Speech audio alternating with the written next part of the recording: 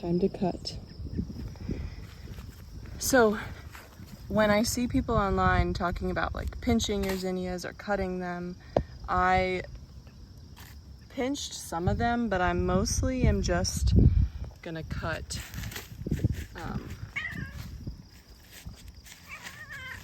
off the blooms, and that'll encourage more growth. So I am not exactly sure where to cut. I hate to lose these. Like, do I cut and have a really short stem for just these first blooms to save this one and this one? Or am I supposed to go, Raven, please? Oh my gosh. Or do I go like all the way down here at that V to encourage even more? I'm not really sure. I think some of them I'll go all the way down. Like this one's pretty clear where I need to cut. There's a nice long stem, and there's the growth coming all around it. I think these plants are just super healthy because this one zinnia plant has 1, 2, 3, 4, 5, 6 different shoots coming off of it, and I didn't even pinch it. They just naturally did that on their own. So I'm very impressed. And I think I'm a little worried about how close I have them together because they're already kind of getting pretty, I don't know, mildewy or whatever down there. But again, all part of the process. I'll let this flower be my first cut since I know where to cut it. I'm gonna go in there right at that V all the way down to the bottom, and snip. There it is.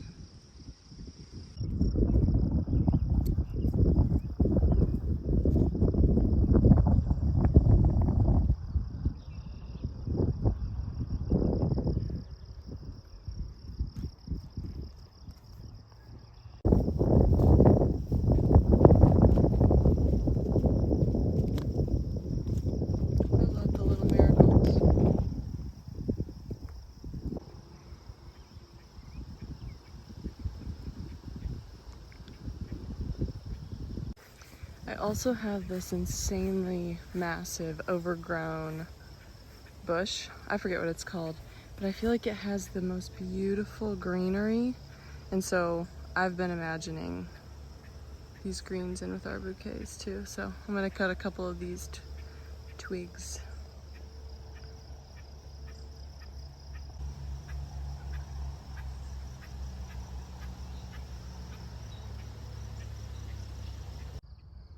Well, good morning.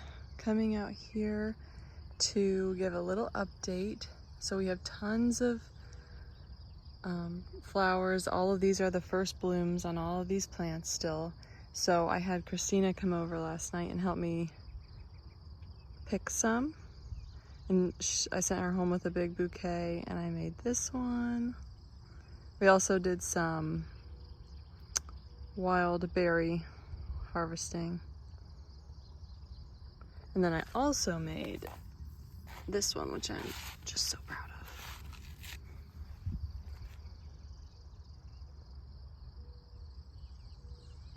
And this is only the beginning, because these are all the very first blooms of these plants. And as the season goes on, they're only going to get bigger and healthier and stronger, hopefully. And there's more to cut, so I think any day now we're gonna put a little table or something by the road to put these little bouquets at. But I'm so excited. I feel like I'm really living my dream as a flower farmer, so I'm happy.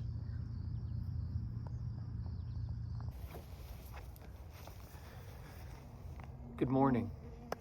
It is 6:30 a.m. It's a crisp 62 degrees, which is nice because it's been super hot recently. The U.S. just lost World Cup match against Belgium last night. Bummer. I have not opened up this hive in like maybe 2 to 3 weeks, which is the longest stint of time since I got them. So we're gonna check up on them. Just a little quick review. Bottom 3 boxes we've built up. Those are gonna be for the bees. The first box was about half of it was a nuke that I bought, and then they expanded that box, added a second, added a third, and since they used a lot of that, I put a 4th box on top, and that box, if it gets filled with honey, I'm gonna take that for myself. And yeah, the other 3 boxes will be for the bees. I haven't touched them in a while. I really just wanted them to work. But soon, probably at the end of the July, maybe a little after, I'm going to take off the top box if it has any honey, take that. If it has any brood, any bees being born, I will take those frames and replace them with honey from other boxes, and hopefully have a box of honey for myself.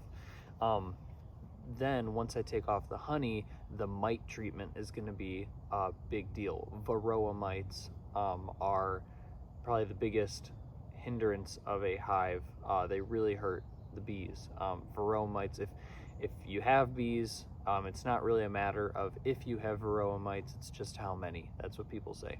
So treating them is super important if you want them to survive the winter, if you want them to survive it all and be strong. I thought I would show what I'm going to be using. This is called Apigard, or I guess if it's like a pun on apiary, maybe it's Apigard, but I've heard Apigard. Usually what people will use is strips of like Formic Pro in the summer, and maybe oxalic acid in the fall. That stuff is a little bit more effective than this. It's just a little bit harsher on the bees. This is my uncle recommended it. They really value like natural products in their house, and so he recommended this. It's the only active ingredient is thymol or thymol. It's from the like thyme, the herb or whatever. The other avenue is really good actually at killing the mites that is like in the brood that's capped. This is really just going to kill the mites on bees that are already born. So because of that, I have to do a 2-week treatment of this and then another 2-week treatment after.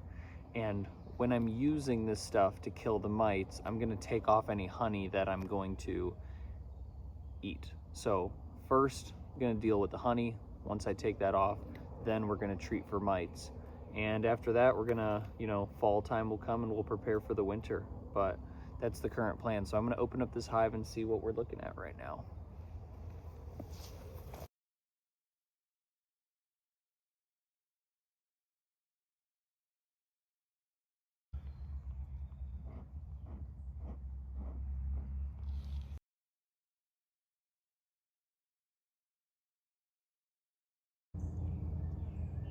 So unfortunately, they really have not moved into this upper box.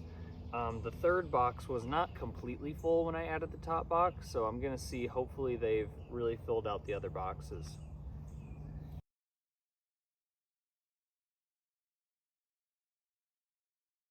Oh man, this is pretty awesome. This is the middle frame in the 3rd box. You can tell that they're using it very well. This color over here, this is capped brood. This has baby bees in it, and this side is capped honey. So once they bring the moisture content to a very low level with the nectar, it then becomes honey. And when they take the moisture out, it can last a really long time. That's why it has such a good shelf life. And then they cap it so they can, save the food for down the road, and that's how we take it as honey. So this is brood. That's what that looks like. This looks like a lot of nectar in the middle that hasn't been capped yet because it's not the right moisture content. And then this is capped honey over here on the left. Pretty cool. I'm actually going to replace the middle frame on my top box with this one to encourage the bees to go up to that top box and use it.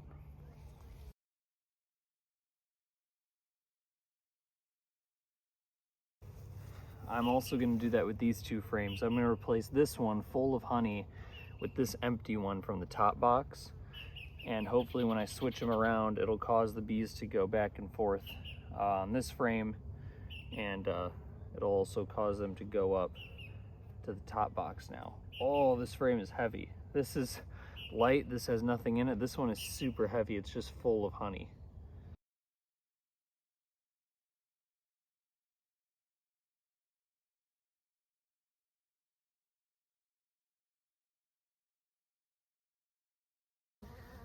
As you can see, this is our bottom box. This is where we started out, and obviously it's busy with a lot of bees. I actually saw this recently on our friends Meg and Austin's Instagram story. They keep bees too. When I removed this box, there were a couple cells in between the boxes, so it ripped off half the cell, unfortunately, but it left what is about to be a bee that's about to be born. Oh yeah, look at that thing. Ripped off half the cell, so they are not gonna make it now. Ooh, they're ugly little things when they're all white.